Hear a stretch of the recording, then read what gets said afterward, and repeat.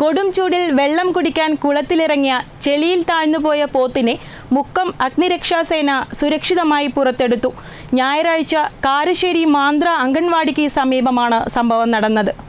കാരശ്ശേരി ഗ്രാമപഞ്ചായത്തിലെ മാന്ത്ര അംഗൻവാടിക്ക് സമീപം അശ്വിൻ മാന്ത്ര എന്നയാളുടെ പോത്താണ് മേയാൻ കെട്ടിയിട്ട സ്ഥലത്തു നിന്നും തിരികെ കൊണ്ടുവരുമ്പോൾ ഉച്ചയ്ക്ക് 2 മണിയോടെ വെള്ളം കുടിക്കുന്നതിനായി 15 അടിയോളം താഴ്ചയുള്ളതും ചെളി നിറഞ്ഞതുമായ കുളത്തിലേക്ക് എടുത്തു ചാടിയത്. ഇതോടെ പോത്ത് ചെളിയിൽ താഴ്ന്നുപോയി. ഉടൻ തന്നെ ഉടമസ്ഥൻ അശ്വിൻ കുളത്തിലിറങ്ങി രക്ഷപ്പെടുത്താൻ നോക്കിയെങ്കിലും ഫലിച്ചില്ല.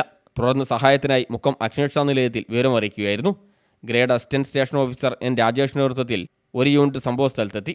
ഫയർ ആൻഡ് റെസ്ക്യൂ ഓഫീസർമാരായ എസ് പ്രദീപ്, ആർ മിഥുൻ എന്നിവർ കുളത്തിലിറങ്ങി റെസ്ക്യൂ ബെൽറ്റ്, റോപ്പ് എന്നിവ ഉപയോഗിച്ച് സേനാംഗങ്ങളും നാട്ടുകാരും ചേർന്ന് പോത്തിനെ പുറത്തെടുക്കുകയായിരുന്നു.